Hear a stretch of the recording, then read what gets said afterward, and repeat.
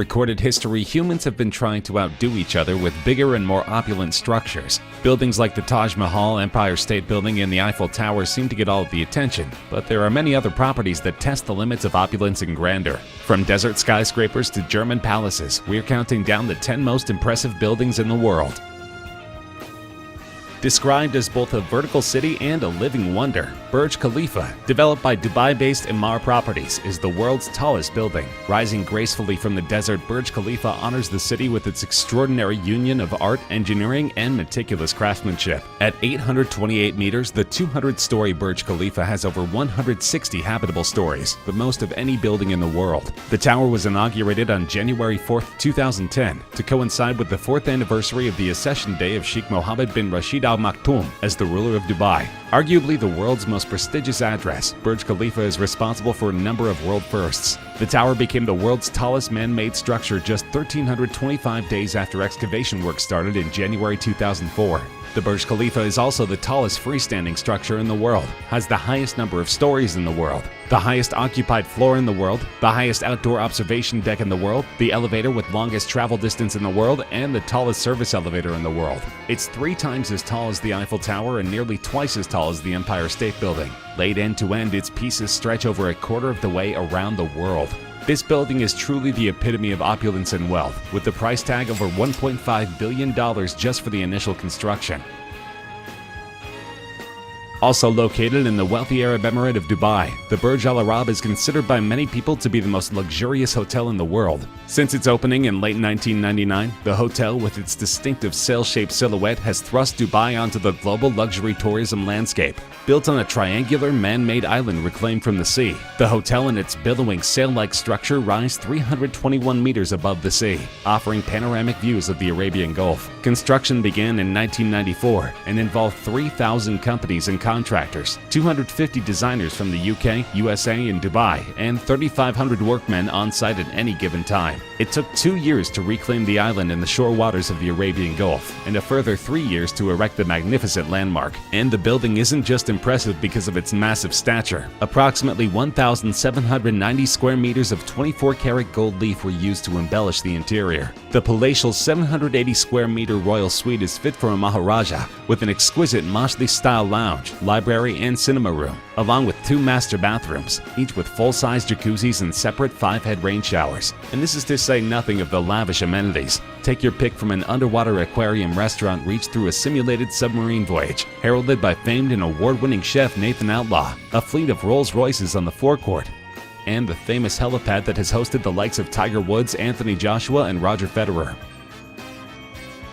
Not to be confused with the tiny European nation of Liechtenstein. Liechtenstein Castle is located in the southwest state of Baden-Württemberg in Germany, overlooking the village of Hunau. The castle is actually a hunting lodge, built on the ruins of a former castle, and the current structure was completed in 1842. It was built in a pseudo-medieval style, which was in vogue in the 19th century. Since then, it has grown in both size and notoriety. Famously, it competes with Neuschwanstein Castle, which was the model for the Disney Castle. As such, the residents around the Liechtenstein property prefer the term Little Fairy Tale Castle, and it's easy to understand why. The massive structure is packed with royal chambers, an ornate courtyard, and an armory full of vintage artillery and cannons. The castle's outer escarpment opens up directly onto a cliff. Though it looks precarious, the building is safely secured, hopefully guaranteeing that it will stand for another 1,000 years. This tilting tower is a household name. The gentle lean of the 14th century Italian structure is immediately recognizable. In 1172, Doniberta di Bernardo donated 60 silver coins to the local cathedral for the purchase of stones to be used in the base of a new bell tower. The next year, construction of the tower began, and almost immediately there were problems. The tower site sat on soft ground composed mostly of clay, fine sand, and shells. By the time the builders finished the second floor in 1178, the tower was beginning to lean. But then construction was halted for almost 100 years, as Pisa fought wars against Genoa, Lucca, and Florence. This may have been a lucky break, as modern analysis says that the tower definitely would have toppled had construction continued without time for the soil to settle. Thus, what could have been a fatal architectural flaw became the defining feature of an otherwise unremarkable tower. Today, the Leaning Tower of Pisa is one of Italy's top tourist destinations. The tower gathers over 5 million visitors each year, and it makes about €21 million annually. This series of suspended monasteries usually elicits a gasp from visitors. Perched at death-defying heights, the structures were first built in 491 AD and have survived for many centuries since then. Clinging to a crag of the Hengshan Mountain, in apparent defiance of gravity, the temple consists of 40 rooms linked by a dizzying maze of passageways. Interestingly, the temple is dedicated to not just one religion, but three, with Confucianism, Taoism, and Buddhism all practiced within the temple, and represented in 78 statues and carvings throughout the temple. How could a building like this withstand the winds and storms of so many years? Hanging Monastery is an architectural wonder. A unique mechanical theory was applied to building the framework. Crossbeams were half inserted into the rock at the foundation, while the rock in back became its support. Why build a monastery like this? Location is the first reason. Building a monastery on the cliff could shield it from floods. In addition, the mountain peak protects it from rain and snow, and the mountain around it also diminishes damage from long-time sunshine. The second reason is that the builders followed a principle in Taoism: no noise, including those from rooster crowing and dog baying, so from the upper ground all noises drop away. Lloyd's Building is the headquarters of the famous Lloyd's of London Insurance Institution. It has a unique design that stands out significantly against the backdrop of the other buildings at 1 Lime Street in the City of London. Lloyd's Building was originally designed by Richard Rogers, an architect that had worked on numerous projects throughout the world. Rogers was one of 2 architects that designed the famed Pompidou Center in Paris, France. Rogers began his design in the mid-1970s and completed construction in 1986. Most notably, the building has most of its elevators and escalators in the open air. There are a total of 12 glass elevators attached to the outside of the building. The building is 289 feet tall and has a total of 14 floors. It cost roughly £75 million to complete the project and was contracted by Bovis Property Development. Many consider the bizarre industrial architecture to be the most remarkable in the world. The building also contributed to the scenery in many movies, including Guardians of the Galaxy, Avengers, Mamma Mia, and Trainspotting. Paro Taksong, also known as the Tiger's Nest Monastery, is a small religious complex hung far up on a cliff overlooking a spectacular valley. It is one of only a handful of locations where the second incarnation of Buddha is believed to have practiced. The monastery itself is located in a dramatic setting, perched on a high cliff some 3,000 feet above Paro Valley and a vertiginous 10,240 feet above the sea level. The route to the top is difficult. It takes a 2 to 3 hour trek to reach the cave, walking amidst the beautiful shady pine forests. The Paro Taksong Monastery consists of 4 main temples which are interconnected with staircases carved on the rock. The interior of the Taksong Monastery reflects the luxury and wealth in the finest way. While the dome of the monastery is gold-plated and decorated with illuminating golden idols, the inside of Paro Taksong consists of a hall with thousands of Buddhas carved on a rock. Along with this, a large statue of a tiger fills up the space, signifying the famous legend of Guru Rinpoche and the tigress. Falling Water, or the Kaufman Residence, is one of the most famous private homes designed by architect Frank Lloyd Wright. Built in 1935, the house was designed to protrude over a waterfall on Bear Run in Stewart Township, Pennsylvania.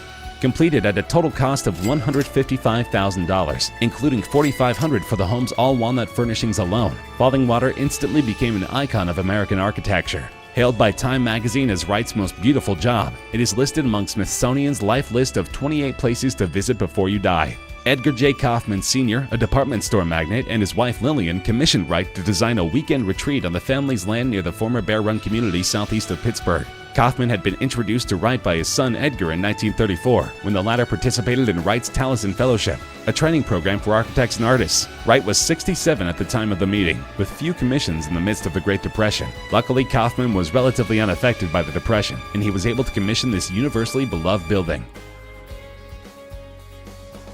Often referred to as the 8th wonder of the world, the Hagia Sophia in Sultanahmet is easily one of Istanbul's most impressive sights. Now functioning as a museum, the site also has one of the most tumultuous histories of any building in the world. Built in 537 AD at the beginning of the Middle Ages, it was famous in particular for its massive dome.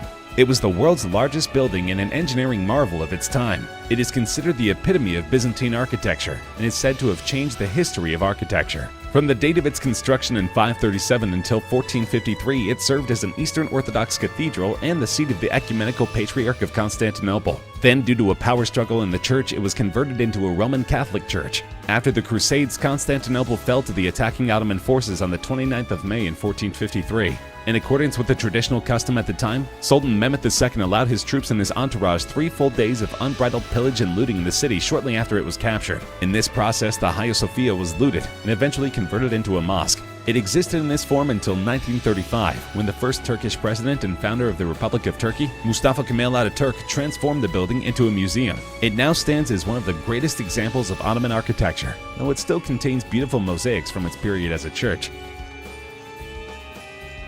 Anthony Gaudi is one of the most iconic architects in history. His Modernista movement is characterized by the predominance of the curve over the straight line, by rich decoration and detail, the taste for asymmetry, a refined aestheticism and dynamic shapes. His most famous work, La Sagrada Familia, stands 560 feet tall in the heart of Barcelona. Gaudi worked steadily on his masterpiece until his death in 1926, at which point an estimated 15 to 25% of the total design, including the crypt, the apse walls, a portal, and a tower, was complete. Since then, a series of architects have attempted to continue his legacy. Not surprisingly, progress on Sagrada Familia's construction has faced a few setbacks over the past 130 years. Vandalism in 1936, following the outbreak of the Spanish Civil War, resulted in the destruction of many of Gaudi's models. The sacristy was destroyed in a fire in 2011. Though construction is set to finish in 2026, many already consider the Sagrada Familia to be one of the most classic buildings of all time.